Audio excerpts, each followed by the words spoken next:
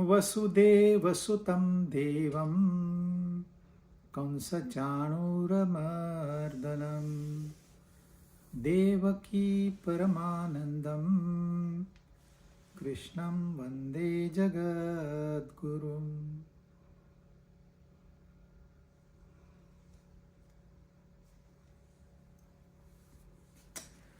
नौवां अध्याय 21 श्लोक हमने पूरे किए। उन्होंने बताया था 21वें श्लोक में छिन्ने पुण्य मर्त लोकम विशंति, आप पुण्य कमाओगे स्वर्ग में जाओगे, इसमें कोई शंका नहीं है।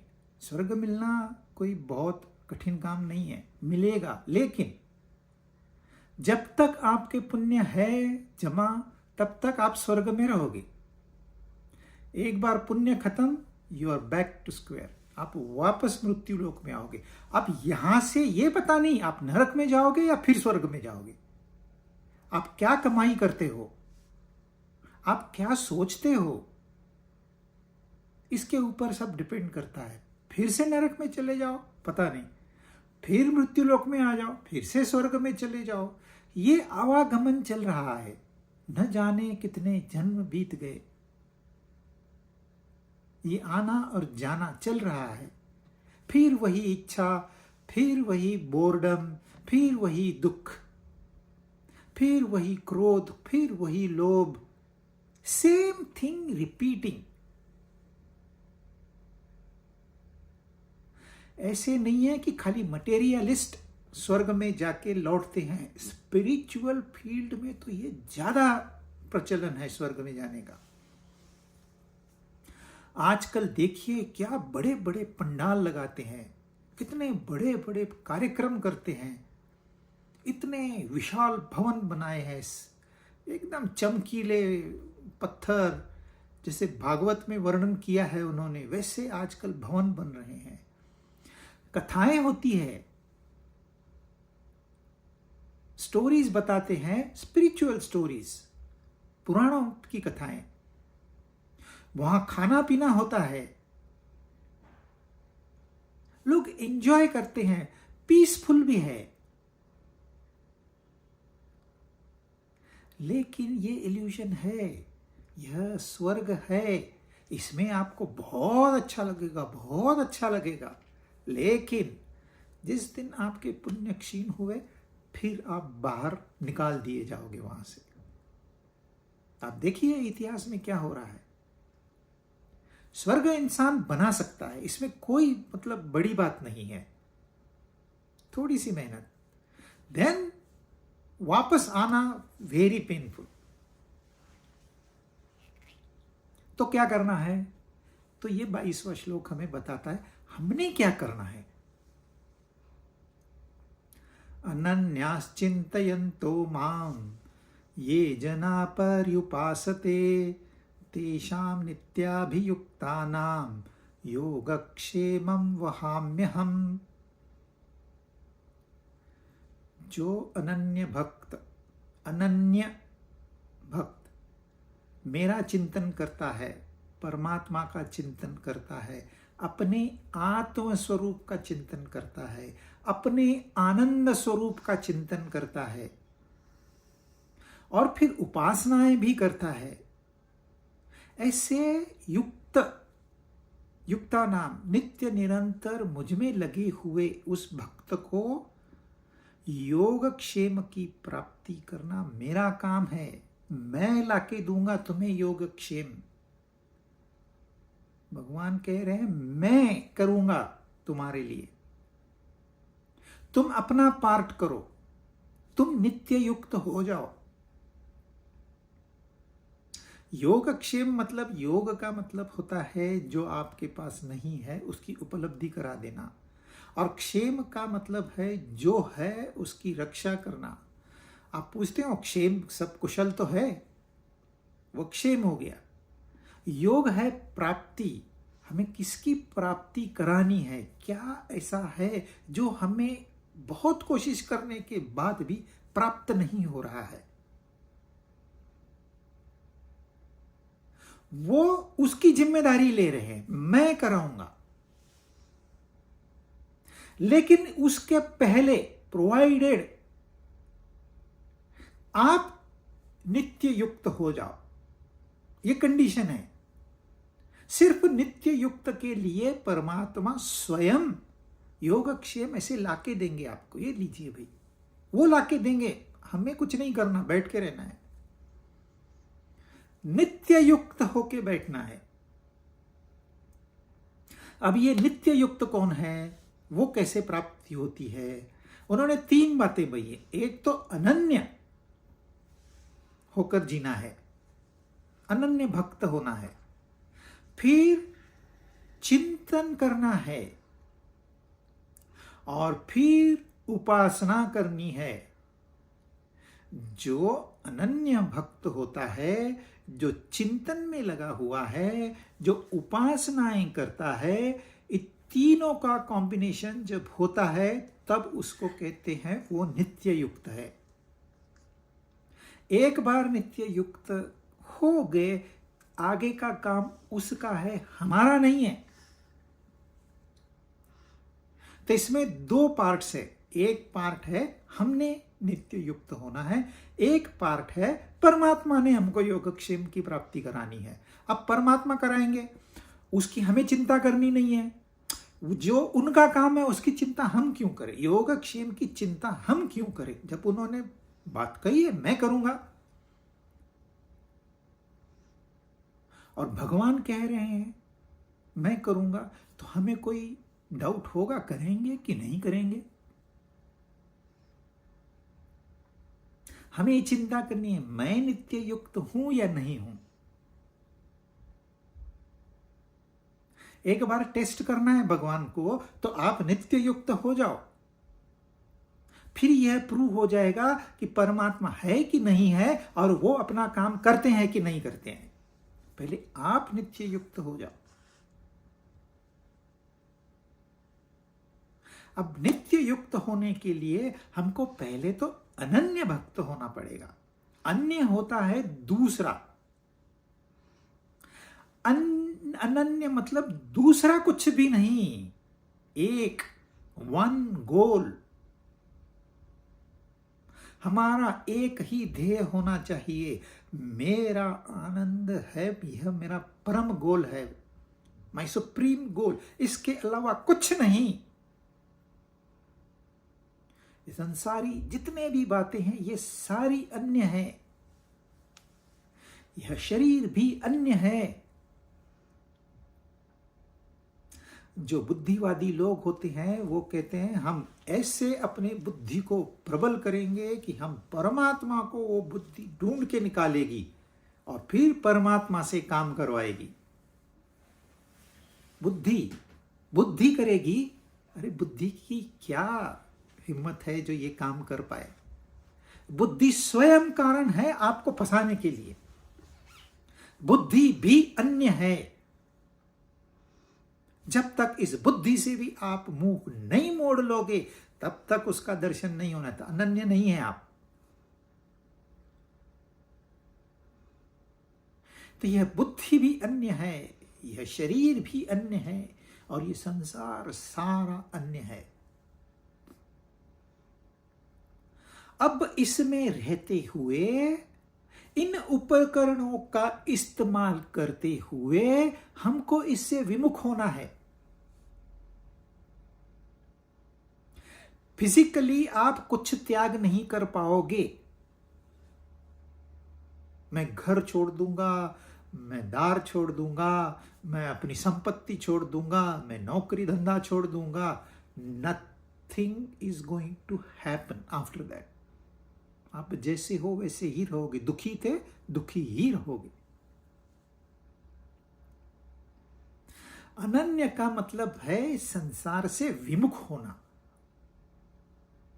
और संसार से विमुख तब होता है इंसान जब परमात्मा के सम्मुख होता है। संसार में रहते हुए ही आप परमात्मा के सम्मुख हो सकते हैं। बगैर संसार में रहते हुए आप परमात्मा के सम्मुख नहीं हो सकते, क्योंकि यह संसार और कुछ नहीं, परमात्मा का ही एक रूप है। आपको इसका द्वेष नहीं करना है। संसार कोई आपको सजा देने के लिए नहीं बनाया गया है। संसार तो आपके इंद्रियों के लिए, मन के लिए, बुद्धियों की बुद्धि के लिए है, थोड़ा सा एंटरटेनमेंट उनके लिए भी। जैसे बच्चों को हम मेले में लेके जाते हैं, वैसे इन तीन उपकरणों को हम इस संसार में घुमाते हैं। मेला है ये, इससे वापस जाना है, घूम घाम के फिर वापस जाना है अपने धाम में। इसलिए अपने धाम का नित्य निरंतर चिंतन करना है। तब आप वहां से विमुख हो गए, यहां चिंतन शुरू हो गया। अनन्यास चिंतयन्तो माम, काय का चिंतन करना है? माम। चिंतन बैठे बैठे ऐसे ही नहीं होता, वह चिंता होती है। चिंता चिता की ओर लेके जाती है और चिंतन चिता से दूर लेके जाता है, अमृत तत्व की ओर लेके जाता है। तो आप कहां जा रहे हो?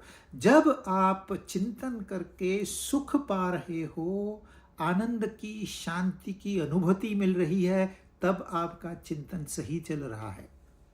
जब आपका दुख बढ़ रहा है अपने ही विचारों से, तो आप चिता की ओर जा रहे हो, मतलब चिंता में उलझे हुए हो। अपने आप विचार आते हैं, वो आपको चिंता की ओर ले जाते हैं। इन विचारों में एक विचार जब हम मिक्स कर देते हैं परमात्मा का, तब से चिंतन शुरू होता है कि है क्या परमात्मा सही में।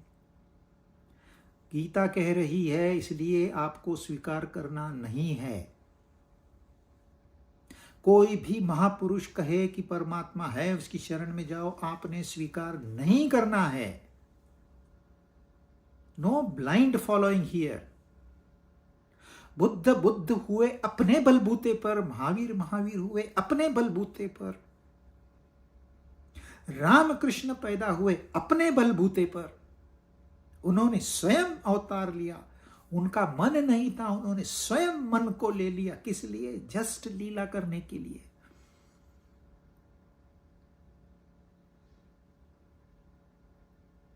तो जब उन्होंने अपने बलबूते पर किया, वो तो सिर्फ अपना अनुभव बता रहे हैं आपको, लेकिन वह उपलब्धि हमें उनके पुण्य से नहीं मिलेगी। हमको अपना पुण्य कमाना होगा।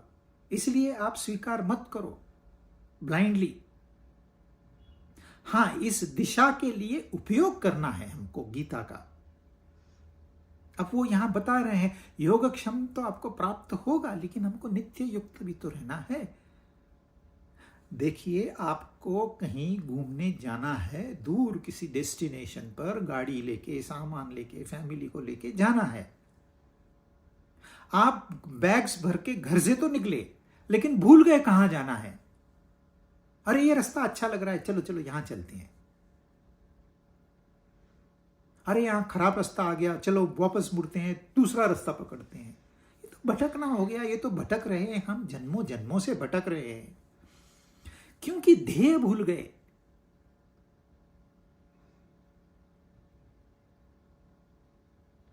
ध्येय को लेके चिंतन जारी रहे। आप जा तो रास्ते से रहे हैं, अभी तो ध्येय तो दूर है, कुछ दिन लगेंगे, लेकिन वहां का चिंतन अगर जारी है तो आप सही राह पकड़ोगे। वहां का ध्यान छूट गया, आपकी राह गलत हो गई। वही है स्पिरिचुअल फील्ड में, आपने उसका चिंतन छोड़ दिया, राह भटक गए, सीधी बात, तुरंत। अब हम एक दो श्लोक है चिंतन करेंगे। चिंतन कैसे करते हैं, प्रैक्टिकल सोचेंगे। जो हम अब चर्चा कर रहे हैं यह चिंतन ही है। चिंतन में अंधा बन के नहीं, उपनिषद स्वयं कहता है कि अंधों के पीछे अंधे बन के मत चलो, अपनी सोचो। अपनी सोचोगे तो चिंतन करोगे। दूसरों की बात सिर्फ मान के, हाँ हम तो मानते हैं बाबा भगवान को, हम तो शंकर भगवान को बहुत मानते हैं, सारे तीर्थ कर लिए हमने,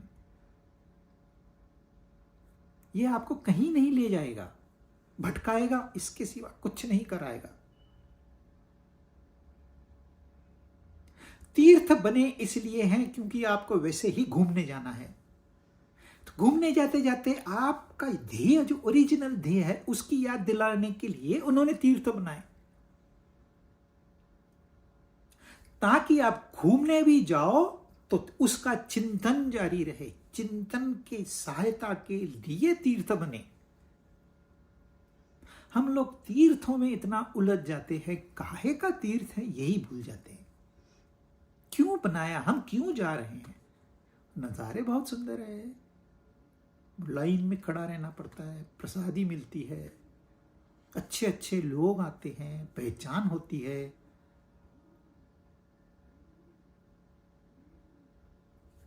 चिंतन डेलिबरेटली आपको करना पड़ता है, होता नहीं है। लेकिन आप जैसे दही जमाते हो तो उसमें थोड़ा सा दही डाल देते हो दूध के अंदर, वैसे हमको परमात्मा का विचार डाल देना है, दूसरे विचारों से नफरत नहीं करनी। वो दूध की तरह है, इसमें आप थोड़ा सा दही डाल, समय दीजिए, अपने आप वो जम जाएगा। एक बार आपने यह विचार डाल दिया कि भाई सच में मुझे क्या चाहिए, क्यों मैं दर दर की ठोकरें खा रहा हूं, आज सुख कल दुख, आज पार्टी कल सो गए मुंह छुपा के। लोग फोन नहीं उठाते, इतना उनको डर लगता है, इतनी बुरी हालत, फिर भी नहीं, चिंतन है ही नहीं। और फिर उपासना, आपको कई उपासनाएं मिलेगी। यह उपासना आपको सिर्फ बांध के रखने के लिए है। उपासना आपको ध्येय की ओर नहीं ले जाएगी, परंतु मार्ग से पीछे भी हटने नहीं देगी। कई प्रकार की उपासनाएं, कहते हैं मंदिर में जाओ, घर में मंदिर बनाओ, फूल चढ़ाओ, अगरबत्ती चढ़ाओ, जल चढ़ाओ, फल चढ़ाओ, भगवान को अच्छे से नहलाओ, भोग लगाओ, उनको सुंदर सुंदर कपड़े पहनाओ। किसको? सोचा है कभी भगवान को कपड़े आप पहनाओगे? अरे कपड़े किसके हैं, किसने दिए? ये भोग जो आप अपने आप को लगा रहे हो भगवान के नाम से, ये आया कहां से? ये फल पुष्प ये कहां से आया? ये जल चढ़ाते हो कहां से आया? है सब उसका, क्रेडिट आप लेते हो, हमने चढ़ाया। आपकी आध्यात्मिक प्रगति होगी नहीं होगी, लेकिन आपको बांध के रखेगा। उपासना वहां तक जरूरी है जब तक आपका चिंतन शुरू नहीं होता है। एक बार चिंतन शुरू हो गया, उपासना की जरूरत नहीं है। आप प्राइमरी स्कूल से निकल के सेकेंडरी में जाते हो कि फिर से प्राइमरी में आते हो? तो उपासनाएं बिगिनर्स के लिए होती है। आप हमेशा परमानेंटली बिगिनर्स ही रहोगे। हम सीनियर है, सीनियर लोग हैं हम, senior, we are senior student. Senior मतलब क्या? रिपीटर। एक बार समझाया नहीं समझ में आया, दूसरी बार समझाया नहीं समझ में आया, तीसरी बार समझाया नहीं, रिपीटर। हम सीनियर है। अरे सीनियर मतलब क्या? एक ही बात 25 बार करने से आप सीनियर हो गए? ऐसे भी संत है, एक बार कहा फिनिश।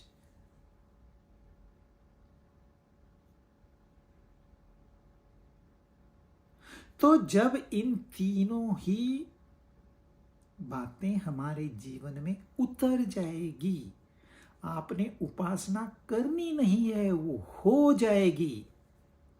चिंतन करना नहीं है, हो जाएगा।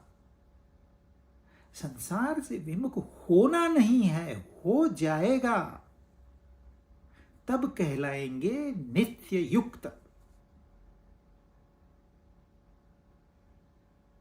और फिर आगे बहुत आसान है। क्यों? क्योंकि आगे अपना काम ही नहीं है, हमको कुछ नहीं करना है। अब ball is in his court. उन्होंने कहा है योगक्षेमम वहां मैं लाके दूंगा भाई। Then ball is in his court. तो देख लेंगे अभी क्या करना है। Let us test him. सही कह रहे हैं कि झूठ कह रहे हैं। आप जब तक टेस्ट नहीं करोगे आप कंक्लूजन पे नहीं आ सकते। कही सुनी बातों से आप कंक्लूजन ड्रॉ नहीं कर सकते, नहीं तो फिर नरक में ढकेल दिए जाओगे। अध्यात्म से लोग सीधे नरक में चले जाते हैं। तो योगक्षेम मैं दूंगा का क्या मतलब है? वो कहते हैं भाई अच्छे से पढ़ाई करो, जाके अपनी परीक्षा लिख के आओ, पेपर लिख के आओ, पास मैं कराऊंगा तुम्हें। अब आपने अपना रोल करना है। ऐसे भी विद्यार्थी है, पढ़ाई करते हैं, परीक्षा देते हैं, रिजल्ट देखते भी नहीं, तो उनको पता है रिजल्ट क्या आने वाला है। योगक्षेम तो उनको उसी समय मिल गया जब उन्होंने पेपर लास्ट लाइन लिख के दे दिया, हो गया उनका योगक्षेम। किसने दिया उनको? उनके अंदर में वो मौजूद था, उसी समय दे दिया, बात खत्म। रिजल्ट तो बहुत समय है, उसके पहले ही योगक्षेम प्राप्त हो गया। तो जब वो कहते हैं, कौन कहता है? थर्ड पार्टी, वो कृष्ण कह रहे हैं। जी नहीं, आपके अंदर में बैठे हुए कृष्ण कह रहे हैं, जो कि मौजूद है अभी इस वक्त। वो आपके विचार पढ़ रहे हैं, आपके कर्मों का हिसाब कर रहे हैं बैठे बैठे। आपको नहीं पता, क्योंकि हमने कभी अंदर झांका ही नहीं।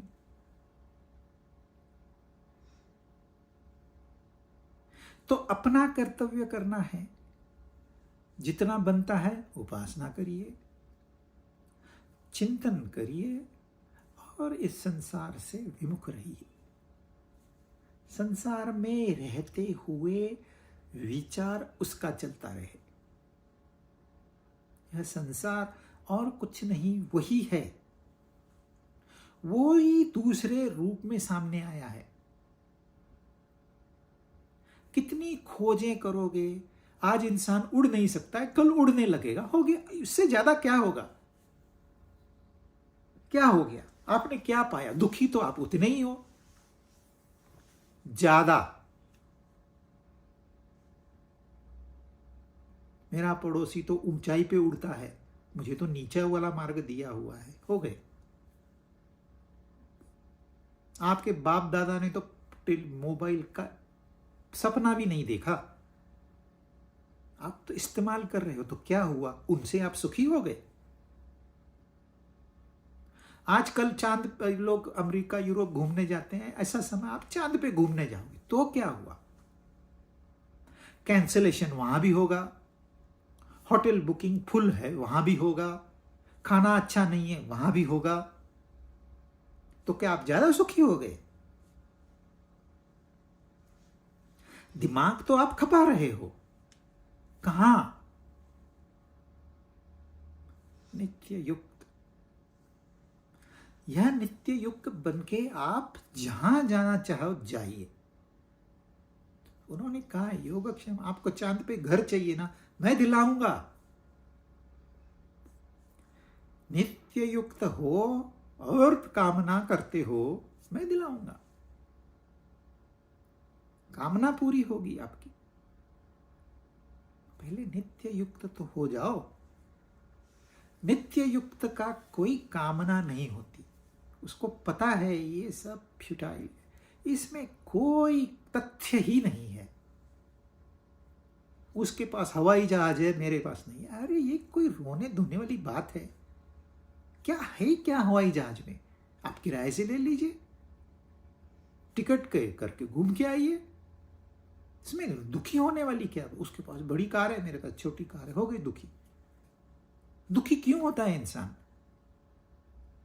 मूर्खों की तरह सोचता है, इसलिए दुखी होता है। कभी आप दुखी हुए, अरे इतना महान संत हो गया और हम अब तक ऐसे ही पड़े हुए हैं, इतनी उम्र गुजर गई, हमने कुछ किया ही नहीं, हमने अपने स्वयं के धर्म का धर्म ग्रंथ पढ़ा ही नहीं। कभी दुखी हुए, इसके लिए दुखी हो जाइए, वो फायदेमंद होगा। फिर आप नित्य युक्त बनना आसान है। एक बार ध्येय चुन लिया और यह मेरा ध्येय है, इससे मैं टच से मस नहीं होऊंगा, this is my final destination, फिर मार्ग खुलते जाएगा, नॉट टू वरी। लेकिन ऐसे नहीं होता है। क्या होता है, हम परमात्मा को परमात्मा के उनके जो रूप है, जो आनंद स्वरूप है, शांति स्वरूप है, ऐसे नहीं पहचानते। हम उनको रूपों में, फिजिकल रूपों में देखना चाहते हैं, पावर में देखना चाहते हैं, धन संपत्ति में देखना चाहते हैं, सौंदर्य में देखना चाहते हैं, सत्ता में देखना चाहते हैं, हम देखना चाहते हैं उनको। तो हम क्या करते हैं, 23वां श्लोक, ये प्यन्य देवता भक्ता यजन्ते श्रद्धयान्विताः तेपि मामेव कौन्तेय यजन्त्य अविधिपूर्वकम्। हे कौन्तेय, जो मनुष्य श्रद्धा पूर्वक अन्य देवताओं का पूजन करते हैं, वे भी मेरा ही पूजन करते हैं, लेकिन अविधि पूर्वक, विधिवत और अविधि पूर्वक, according to the laid down procedure, contrary to the procedure।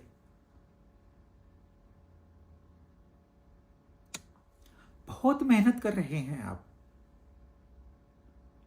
मंदिरें बनवाए, धर्मशालाएं बनाई, हॉस्पिटल बनाए, कितना 12 घंटे रोज काम करते हैं, जाके लोगों से डोनेशन मांगना है, अकाउंट रखना है, इनकम टैक्स रिटर्न भरना है, ऑफिसर्स को खुश रखना है, लंगर्स लगाने हैं। आप मेहनत तो बहुत कर रहे हैं, लेकिन गीता कहती है दिस इज अविधि पूर्वकम।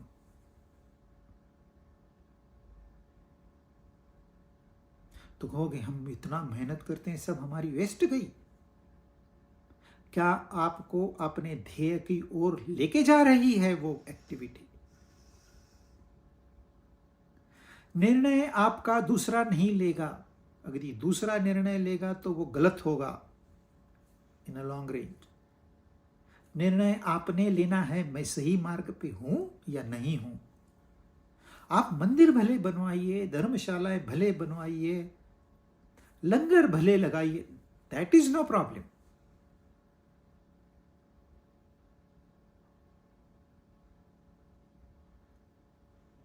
श्रद्धा पूर्वक देखिए, बहुत ईमानदारी से कर रहे हैं वो। ऐसे नहीं है कि उनके इंटेंशन में कोई गलत बात है, भाई मुझे नाम मिलेगा, मुझे बहुत पैसा मिलेगा, ऐसा भी नहीं है। उनको बताया गया है तुम लंगर चलाओ, वो लंगर चलाते हैं। जाके किचन में सेवा दो, वो सेवा देते हैं। उनको जैसे बताया गया है वैसे सिंसियरली, श्रद्धापूर्वक। अच्छा, कर क्या रहे हो? वो कहते हैं भले आप अन्य देवताओं की पूजा कर रहे हो, इनडायरेक्टली मेरी ही पूजा कर रहे हो।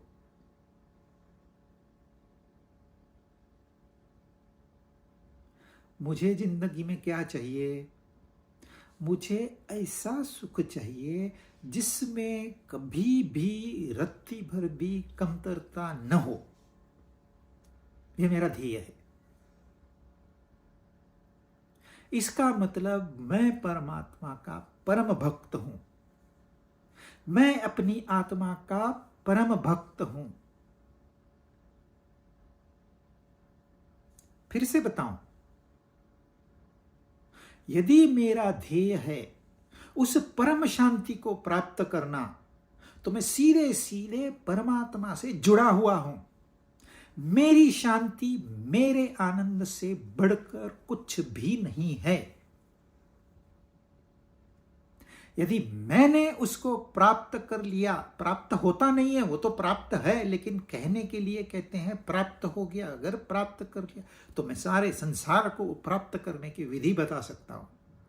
तो यह स्वार्थ नहीं, यह परमार्थ है।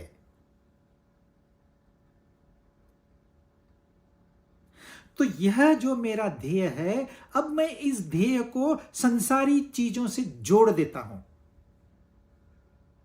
कैसे? मैं कहता हूं मुझे बहुत पैसा मिलेगा तो मैं बहुत सुखी हो जाऊंगा। बहुत सुखी तो मुझे होना ही है, यह मेरा परम ध्येय है। मतलब मैं परमात्मा को चाहता ही हूं। अब मैंने क्या किया? अविधि पूर्वक मैंने लक्ष्मी के साथ मेरा ध्येय जोड़ दिया। मुझे लक्ष्मी मिल जाए। है लक्ष्मी विष्णु की, लेकिन संसार में ऐसा कोई पुरुष नहीं है जिसकी आंख लक्ष्मी पे नहीं है। सबको लक्ष्मी चाहिए।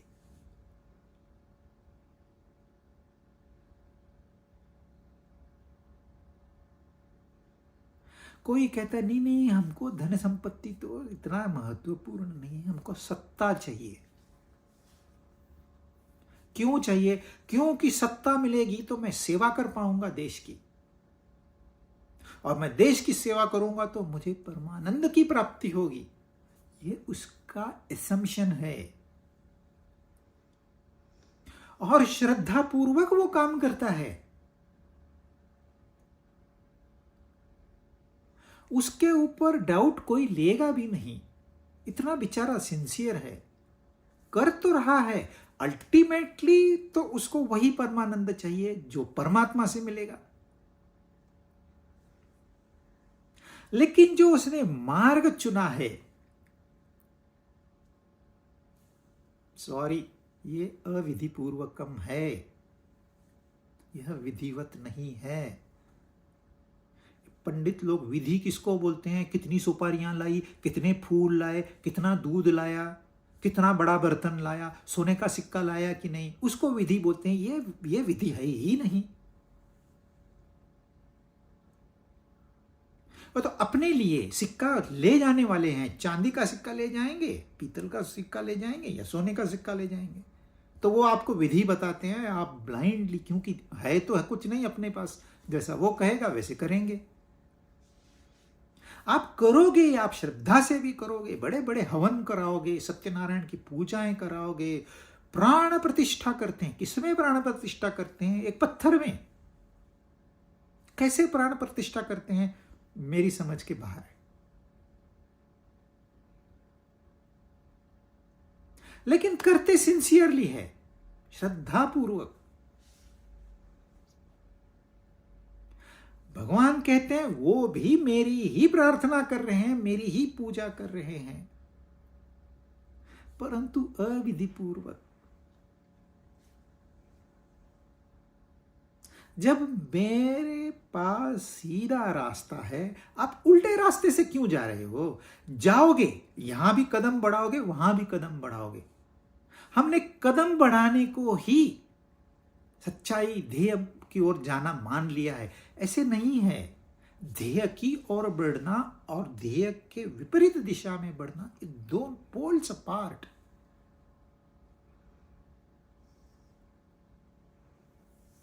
यह बात समझ में बहुत कठिन नहीं है। जब हम बच्चे थे, स्कूल में पढ़ाई करते थे, तो हम अपना ध्येय रखते थे, भाई मेरी परीक्षा है, परीक्षा के लिए मुझे अभ्यास करना है, मेरे अभ्यास करने का मुझे इस विषय को इतना समय देना है, उसको इतना समय। मैं तो ऐसे चार्ट बना के रखता था। आज के दिन में सुबह कौन सा विषय पढ़ना है, दोपहर को कौन सा पढ़ना है, शाम को कौन सा पढ़ना है, दूसरे दिन कौन सा पढ़ना है।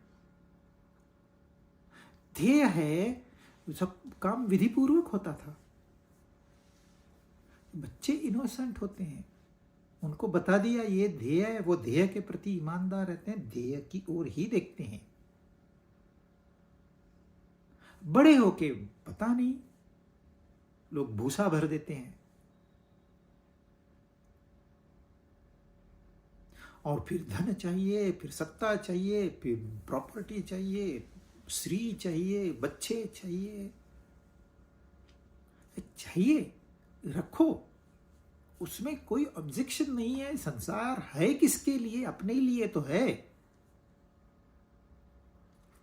ऐसे नहीं कह रहे हैं कि आप रास्ते पे सो जाओ, पेड़ के नीचे सो जाओ ज्यादा से ज्यादा, ऐसे नहीं कह रहे हैं।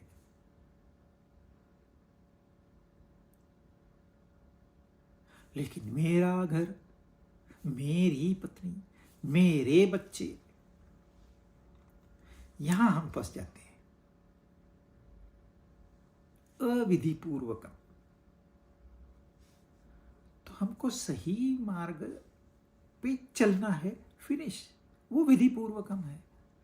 सही मार्ग कौन सा होता है? जो अपने ध्येय की ओर ले जाए। और लेकिन हमारा तो कोई ध्येय नहीं है तो अब निश्चय करो, निश्चय करो ध्येय, मुझे परमात्मा की प्राप्ति करनी है, नहीं परमात्मा में विश्व, मुझे मेरे आनंद की प्राप्ति करनी है। इतना तो कॉमन सेंस होना चाहिए कि मुझे अल्टीमेटली क्या चाहिए, वह मेरा ध्येय। थोड़ा सा चिंतन करना पड़ेगा। अब हम चिंतन ही कर रहे हैं, एक ही चीज को अलग अलग पहलुओं से देखने का, और वो एग्जामिन करके, एनालिसिस करके कंक्लूजन निकालना, उसको ही तो चिंतन कहते हैं। चिंतन मतलब माला लेके बैठ गए और ध्यान कहीं और है, उसको चिंतन नहीं कहेंगे। मैकेनिकल चिंतन नहीं होता है। चिंतन जब आप जानबूझकर उस बारे में सोचते हो तो तब चिंतन होता है। नहीं तो जो होगा वह अविधि पूर्वक चिंतन होगा। गीता हमें सिर्फ मार्ग देगी, चलना हमें है। हमारे लिए गीता नहीं चलेगी, हमारे लिए कृष्ण भगवान नहीं चलेंगे, और कोई भी भगवान जिसमें आपका विश्वास है वो आपके लिए नहीं चलेंगे। हां, आपको ज्यादा से ज्यादा अपनी उंगली पकड़वाएंगे, बस।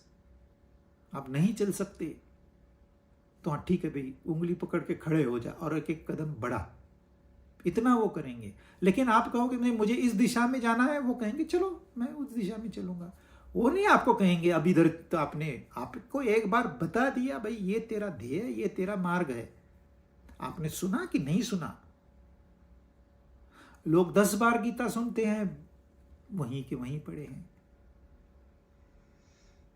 पूरी रामायण खत्म हो गई, फिर एक क्वेश्चन है, इस सीता राम की कौन थी? आपने सुना? आपको कोई दूसरी बार सुनाएगा? Opportunity missed, it is missed for ever. फिर से दोबारा आपको यह नहीं मिलेगा। इसलिए आज का इस वक्त का फायदा उठाओ।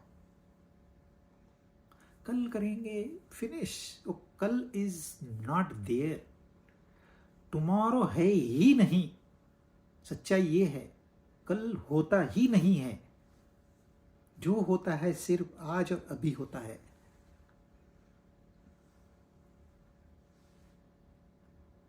सिंसियर है, श्रद्धा पूर्वक करते हैं। अन्य देवता, मृत्यु का डर है, शंकर भगवान के पास चले गए। लक्ष्मी पे ध्यान है, विष्णु भगवान, कृष्ण भगवान के पास चले गए। ब्रह्मा के पास कोई नहीं जाता है। सरस्वती है उनकी पत्नी, वो नहीं चाहिए हमको। अब वो ज्ञान कौन खोपड़ी में भरेगा? हमको खोपड़ी में ज्ञान नहीं चाहिए। हमको अज्ञानी रह के सब कुछ दिलाओ, बैठे बैठे कुछ तो चक्कर चलाओ, उसमें से हम आपको एक हिस्सा दे देंगे। इंसान कैसा है, एक नारियल चढ़ाता है, बोलता है मेरे को 1 लाख रुपए की लॉटरी लगा दे, फिर मैं तुझे 100 नारियल चढ़ाऊंगा। अविधि पूर्वकम। 24 अहम हि सर्वयज्ञानां भोक्ता च प्रभुरेव च न तु माम अभिजानन्ति तत्वेनातश्च वन्ति ते। क्योंकि 23वें श्लोक को जोड़ के 24वां श्लोक है, क्योंकि संपूर्ण यज्ञों का भोक्ता और स्वामी मैं ही हूं, परंतु वो मुझे तत्व से नहीं जानते, इसलिए उनका पतन होता है। किसके बारे में कह रहे हैं? जो अन्य देवता उनका पूजन करते हैं। अन्य मतलब अन्य कोई भी, पत्थर का है कि लकड़ी का है कि इमेजिनरी है कि एक शब्द है सारे अन्य। जो आपको जुड़ाता है वो अन्य नहीं है, हमने अभ्यास किया है इसका। वो परमात्मा स्वरूप ही है। जो उससे जुड़ाने की बगैर ध्यान भटकाता है वह अन्य है। आप मंदिर में गए, मंदिर नहीं डिसाइड करेगा कि आप अन्य की ओर आए हो या सही जगह पे आए हो। यह मंदिर की कैपेसिटी है ही नहीं। यह आपका क्या उद्देश्य है मंदिर में जाने का, यह डिसाइड करेगा। आप ब्लेम मंदिर पे मत करिए। मैं तो हनुमान भक्त हूं, 25 साल से हनुमान चालीसा पढ़ रहा हूं, लेकिन कुछ फर्क नहीं हुआ, कुछ काम का नहीं है हनुमान।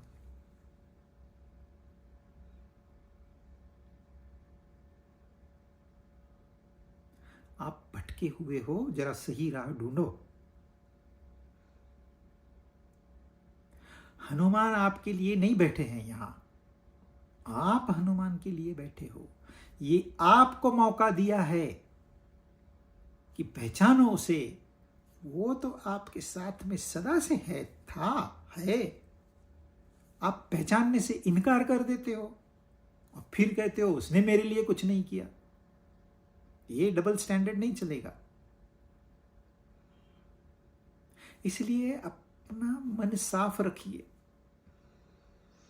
फिर things will go according to the procedure. जो विधि पूर्वक है वो होते जाएगा।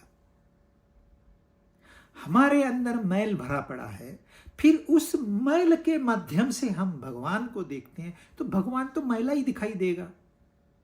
इसमें भगवान थोड़ी मैले है, मैल हमारा है, हमने मैल तैयार किया है। जिंदगी बीत जाती है जेलसी और एनवे के अंदर।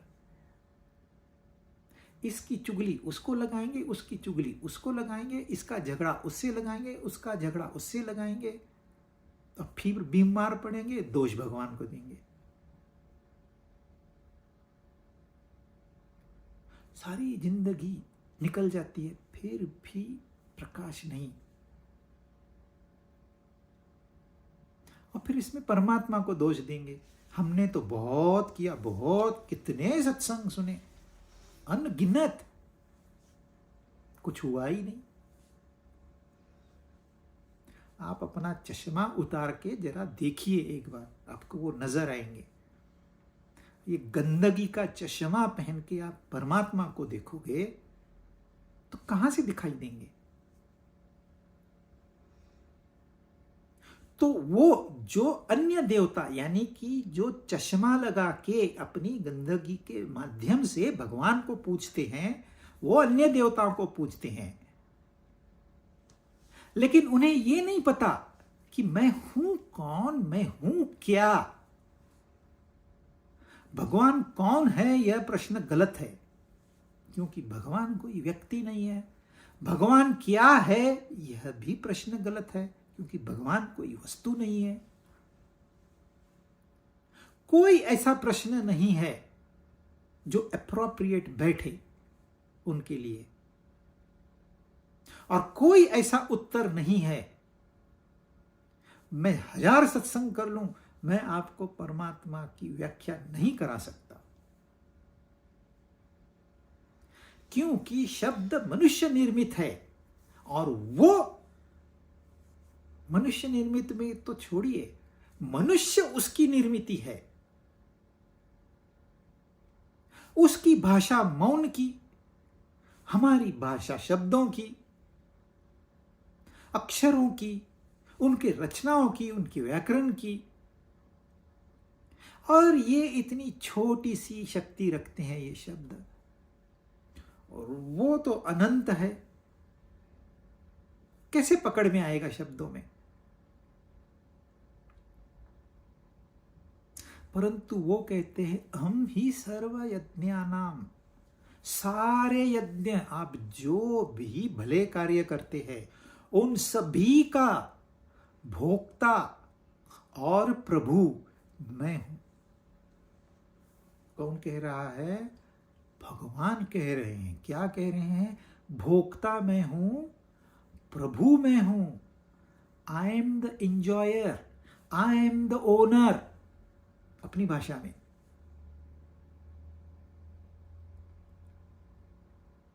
हम क्या कहते हैं? घर बनाया, बहुत सुंदर घर बनाया, मेरा घर है, आई एम द ओनर, मैं इसको एंजॉय करूंगा। वो भी यही कह रहे हैं, हम ही सर्व यज्ञानाम भोक्ता च प्रभु ये च, मैं ही भोक्ता हूं, मैं ही प्रभु हूं, मैं ही ओनर हूं, मैं ही एंजॉयर हूं। कार खरीदी, मेरी कार है, मैं कार का मालिक हूं, उस कार को मैं एंजॉय करूंगा। शादी कर ली, मेरी है, मेरा है, मैं मालिक हूं, मालकिन हूं, मैं एंजॉय करूंगा, करूंगी। ये संसार चल रहा है इन दो बातों से। एक तो मालिक बन बैठते हैं, कुछ भी लेते हैं मालिक बन जाते हैं। ओरिजिनल हम मालिक ही हैं, इसलिए हर चीज में हम मालकाना हक दिखाते हैं। और महाभारत का यही मालकाना हक ही तो समस्या है। दुर्योधन को उस जमीन का मालिक बन के रहना था, तो धर्मराज युधिष्ठिर भी तो मालिक बन के बैठा द्रौपदी का, मेरी है, मैं दांव पे लगाऊंगा उसको। उसको आत्मा नजर नहीं आई। तो एक पक्ष गलत है ऐसे नहीं है, एक सही है एक गलत है तो युद्ध नहीं होगा। और युद्ध किसी समस्या का समाधान नहीं ढूंढ के निकालता। लेकिन मेरी है, मैं मालिक हूं, यह तो युधिष्ठिर का भी स्टैंड था, इसलिए सत्यानाश हुआ। कांचन एंड कामिनी, अमेरिका में कहते हैं सेक्स एंड मनी।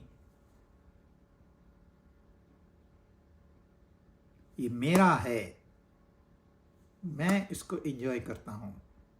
वो क्या कहते हैं? मेरा है और मैं ही भोगता हूं।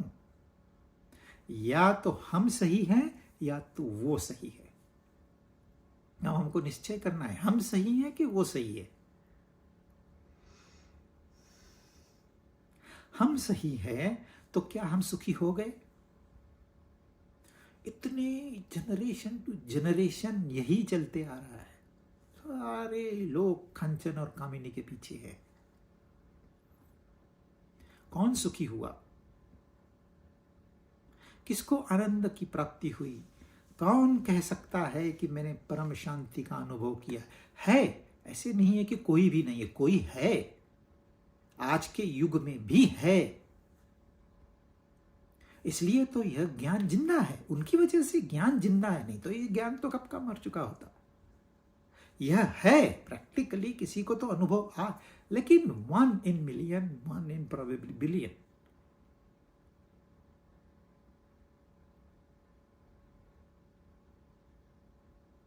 लेकिन जिसने कांचन और कामिनी में अपना समय बिताया है, क्या वो सच्चा सुख प्राप्त कर सका?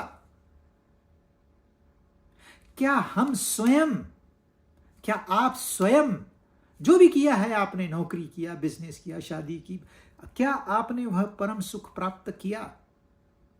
नहीं किया तो हम कैसे दावा कर सकते हैं कि हमारा कहना कि मैं मालिक हूं, मैं भोगता हूं, यह सही है? तो हमारा अपना मानना तो गलत है, यह तो साबित हो चुका है, हर युग में यह साबित हो चुका है। फिर चाहे महाभारत का युग हो, चाहे रामायण का युग हो, चाहे वो प्रहलाद का युग हो, हर युग में यह सिद्ध हो चुका है कि कांचन और कामिनी के मार्ग से किसी ने भी परम सुख की प्राप्ति नहीं की। आप कहते होंगे सतयुग बहुत अच्छा था, बिल्कुल भी नहीं, सतयुग में भी ये नहीं हुआ। मैं तो कहता हूं सतयुग से यह कलयुग बहुत अच्छा है। आज जो हम आसानी से कर सकते हैं वो उस समय मुमकिन नहीं था, वहां तो बड़ी बड़ी तपश्चर्या करनी पड़ती थी। अब तो हमको सब रेडीमेड है, करना क्या है, सारा ज्ञान आपको पोषक तत्वों को निकाल के पेश किया जा रहा है। अब आपको सिर्फ ग्रहण करना है, हजम करना है, तो आसान है। कलयुग में बहुत आसान है,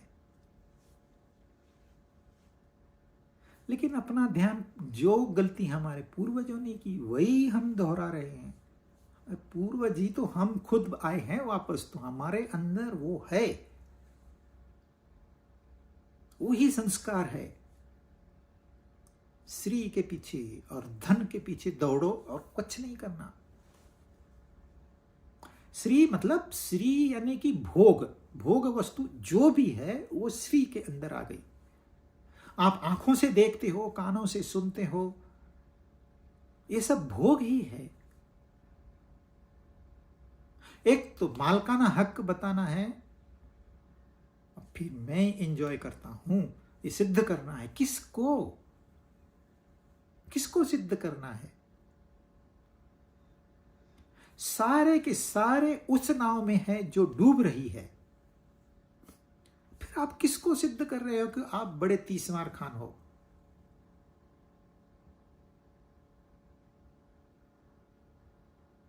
तो हमारा यह कहना कि मैं भोक्ता हूं और मैं प्रभु हूं, यह गलत साबित हो चुका है।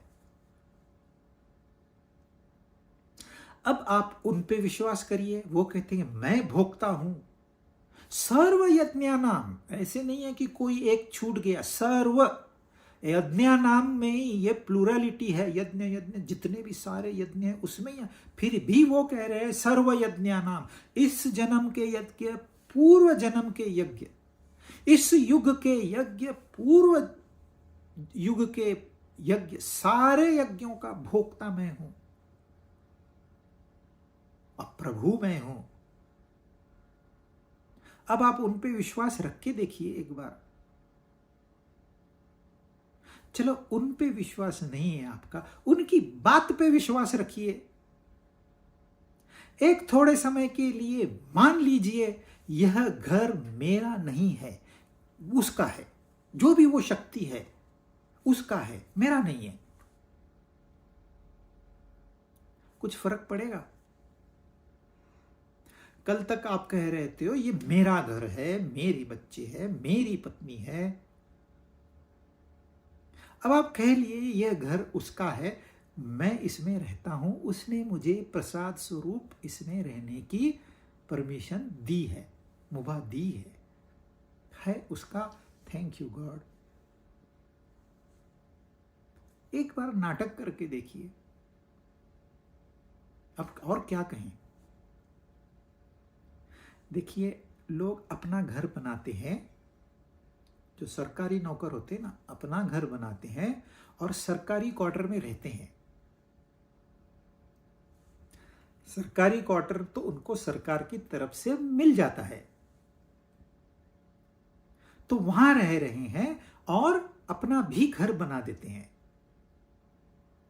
उनको पता चला अरे मेरे घर में लीकेज है, जो उन्होंने बनाया है वहां कोई रहता नहीं है लेकिन लीकेज है, तुरंत दौड़ेंगे, क्या हुआ, कैसे हुआ, क्यों हुआ, क्या एक बिल्डर है, चलो एक लेटर लिखते हैं, कंप्लेंट करेंगे, कंज्यूमर कोर्ट में जाएंगे। और जहां आप रहते हो उसमें लीकेज हो गया, लीकेज हो गया, चलो वो बुला लो सिविल डिपार्टमेंट से, कम आदमी को लेके आओ, चाय पानी कर दो, काम कर दो। You become objective. क्योंकि घर मेरा नहीं है। आप रह रहे हो, कई सालों से वहां रह रहे हो, लेकिन आप मानते हो यह मेरा नहीं है। इतना मानना कि यह मेरा नहीं है आपके रहते हुए आपको कितना रिलीफ प्रदान करता है।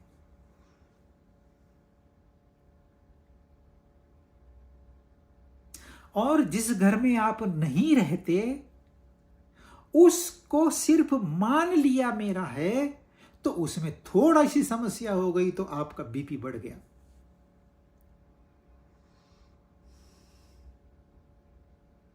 कोई तो रात को आपके घर के लॉक से छेड़खानी कर रहा था। हमारा काम है भैया, हमने आपको बता दिया। बाप रे ऐसा हो गया, चलो चलो चलो उधर चलते हैं, देखते हैं, पुलिस कंप्लेंट करते हैं। क्योंकि मेरा घर है। और किसी ने आके यहां सरकारी मकान की दीवार गिरा दी, आपको कोई दुख थोड़ी है। इनकन्वीनियंस है, वो आप रिपेयर करा के लोगे उनकी डिपार्टमेंट से। दुख तो होगा नहीं। क्यों? क्योंकि मकान अपना है ही नहीं। और ये दोनों मानी हुई बातें हैं। ईंट पत्थर के दोनों मकान हैं, और ईंट पत्थर आपने नहीं बनाए हुए। तो असल में देखा जाए तो दोनों मकान आपके नहीं है, दोनों है तो उसके ही, लेकिन आप विश्वास नहीं करते। मान तो लिया यह मेरा नहीं है, दुखों से राहत मिल गई। मान लिया यह मेरा है, दुखी। यह मानना ही तो है। तो मान लीजिए ना, ये सब उसका है। ये प्रसाद रूप में आपको मिला है। इसलिए कोई पूजा होती है ना, भोग लगाते हैं। किसको भोग लगाते हैं? वो जो जिसकी पूजा हो रही है उस भगवान को भोग लगाते हैं। क्या वो आके खाता है? कभी किसी ने देखा है? पर प्रथा है। भोक्ता वो है, दरअसल भोक्ता हम हैं, लेकिन हम वहां भोक्ता नहीं होते, हम प्रसाद ग्रहण करते हैं। यह दृष्टिकोण का फर्क है। आप होटल में जाओगे तो जिस तरह से खाओगे, जो आपका एटीट्यूड होगा, और वहां जाके आप प्रसाद ग्रहण करोगे, वो भी भोजन ही कर रहे हैं आप, लेकिन वहां जो एटीट्यूड होगा उसमें आपको रिलीफ मिलेगा। यहां आपको एजिटेशन होगा, भले 5,000 रुपया की थाली क्यों ना हो, वो आनंद नहीं है उसमें। क्योंकि हमारा देखने का नजरिया नहीं। तो मान लो ना, जब वो कह रहे हैं मान लो ना, वो मालिक है, उन्होंने आपको प्रसाद दिया है। जैसे वहां आप प्रसाद, यह भी प्रसाद, भले आप बिल बाद में दे देना। अरे बिल क्या दे रहे हो, यह भी तो उसी का है। दरअसल है सब उसी का ही। वो जो कह रहे हैं वही सच्चाई है, पर हम नहीं मानते तो क्या करें? तो एटलीस्ट एटीट्यूड तो बदलो, एक बार एक्सपेरिमेंट तो करो कि यह घर मुझे तूने प्रसाद में दिया, यह कुटुंब मुझे तूने प्रसाद में दिया, यह गाड़ी तूने मुझे प्रसाद में दी। धन्यवाद परमात्मा, धन्यवाद। किसको कहेंगे? अरे अपनी ही आत्मा को। यही आत्मा है परमात्मा। कोई दूसरा नहीं है परमात्मा, कोई व्यक्ति विशेष नहीं है, कोई वस्तु नहीं है। वह हमारा ही स्वरूप है, ओरिजिनल। तो हम ही सर्व यज्ञानाम भोक्ता च प्रभुरेव च। जब उन्होंने कहा है हम हाथ जोड़ के उनके शरण में चले जाए, तो हमारे जो संसारी दुख है समाप्त हो जाएंगे। और यही भगवत गीता का उद्देश्य है, यही इस चैप्टर का भी उद्देश्य है। अब 25वां श्लोक हम नेक्स्ट टाइम करेंगे। यह जो हमने 21वां श्लोक किया, यह सेंटर में है। इसके पहले 350 श्लोक है, इसके बाद में 350 श्लोक है। अब हमने आधी भगवत गीता पूरी करके दूसरे आधे हिस्से में प्रवेश किया है हमने ऑलरेडी। तो हम नेक्स्ट टाइम कंटिन्यू करेंगे।